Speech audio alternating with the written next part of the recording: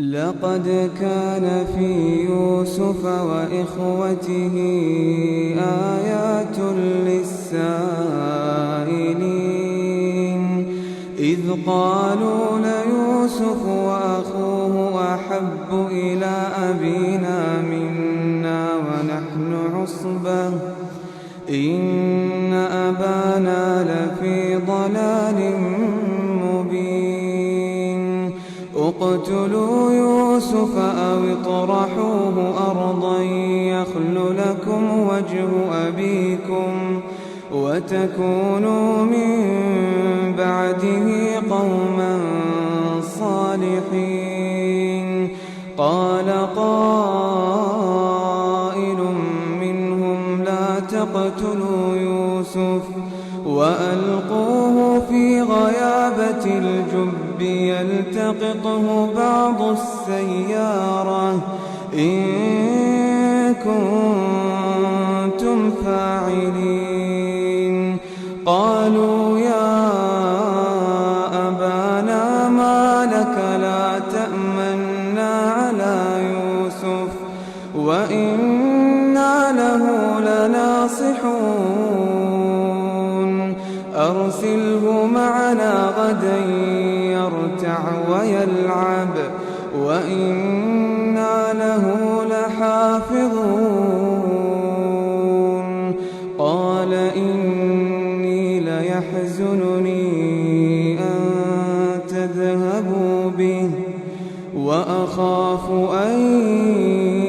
يأكله الذئب وأنتم عنه غافلون قالوا يا أبانا ما لك لا تأمنا على يوسف وإنا له لناصحون أرسله معنا غدا يرتع ويلعب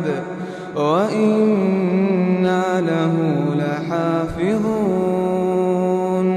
قال إني ليحزنني أن تذهبوا به وأخاف أن يأكله الذئب وأنتم عنه غافلون قالوا لئن أكله الذئب ونحن عصبة إنا إذا لخاسرون فلما ذهبوا به وأجمعوا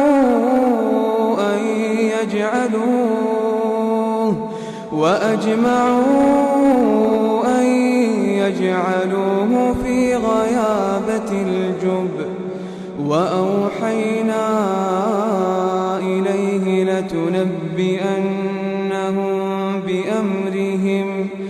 لتنبئنهم بأمرهم هذا وهم لا يشعرون أباهم عشاء يبكون قالوا يا أبانا إنا ذهبنا نستبق وتركنا يوسف عند متاعنا فأكله الذئب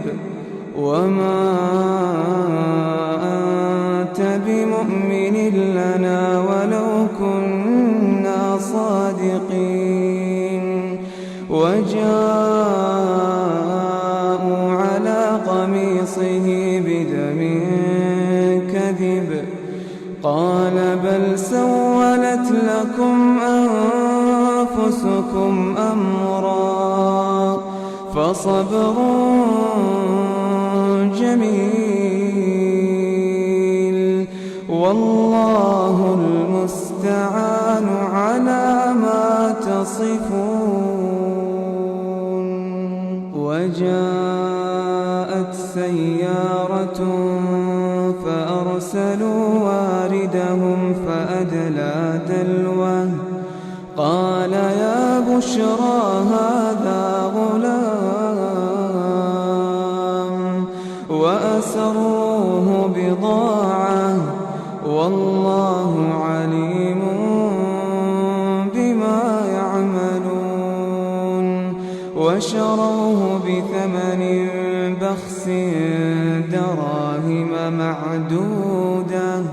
وكانوا فيه من الزاهدين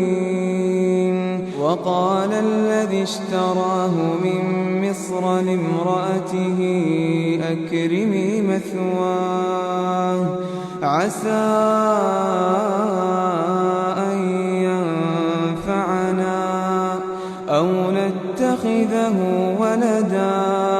وكذلك مكنا ليوسف في الأرض ولنعلمه من تأويل الأحاديث والله غالب على أمره ولكن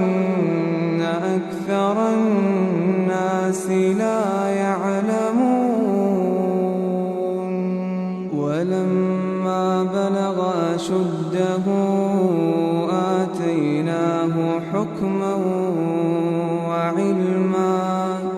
وكذلك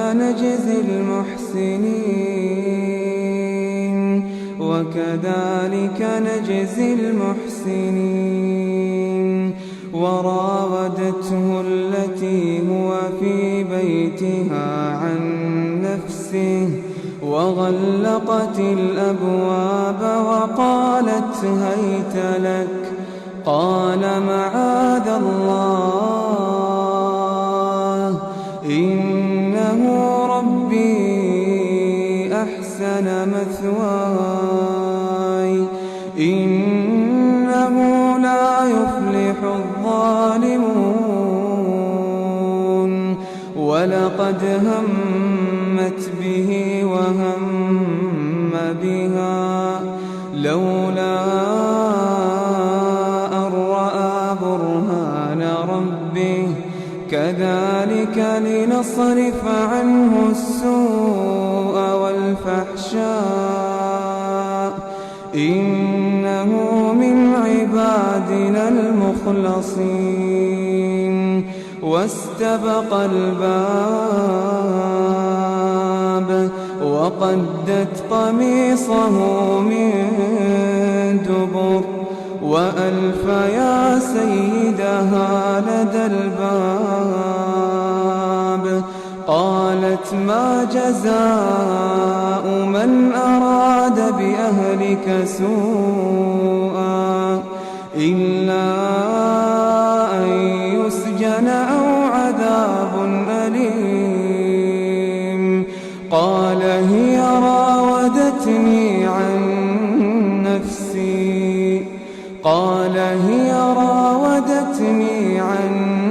نفسي وشهد شاهد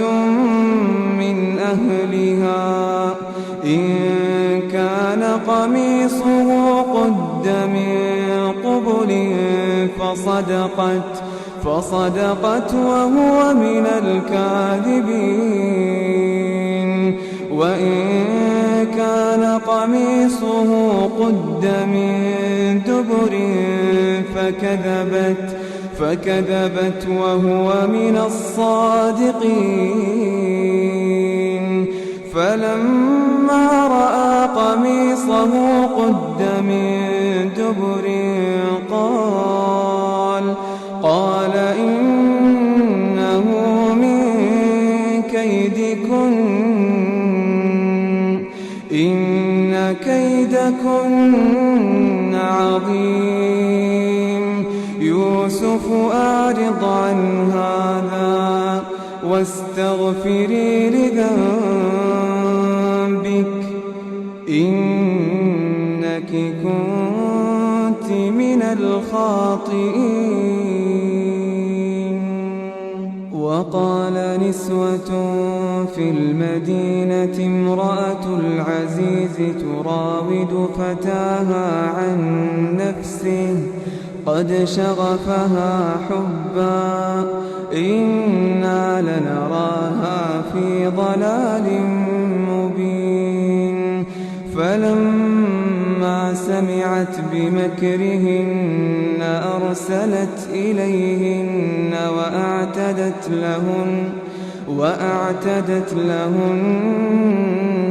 متكئا وآتت كل واحدة منهن سكينا وقالت اخرج عليهن فلما رأينه أكبرنه وقطعن أيديهن وقلن حاش لله ما هذا بشرا إن هذا إلا ملك كريم قالت فذلكن الذي لمتنني فيه ولقد راودته عن نفسه فاستعصم ولئن لم يفعل ما آمره ليسجنن وليكونن من الصاغرين قال رب السجن أحب إلي مما يدعونني إليه وإلا تصرف عني كيدهن أصب إليهن وأكن من الجاهلين فاستجاب له ربه فصرف عنه كيدهن إنه هو السميع العليم ثم بدا لهم من بعد ما رأوا الآيات ليسجننه حتى حين ودخل معه السجن فتيان قال أحدهما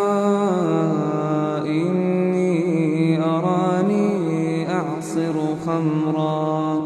وقال الآخر إني أراني أحمل فوق رأسي خبزا تأكل الطير منه نبئنا بتأويله إنا نراك من المحسنين قال لا يأتيكما طعام ترزقانه إلا نبأتكما بتأويله قبل أن يأتيكما ذلكما مما علمني ربي إني تركت ملة قوم لا يؤمنون بالله وهم بالآخرة هم كافرون واتبعت ملة آبائي إبراهيم وإسحاق ويعقوب ما كان لنا أن نشرك بالله من شيء ذلك من فضل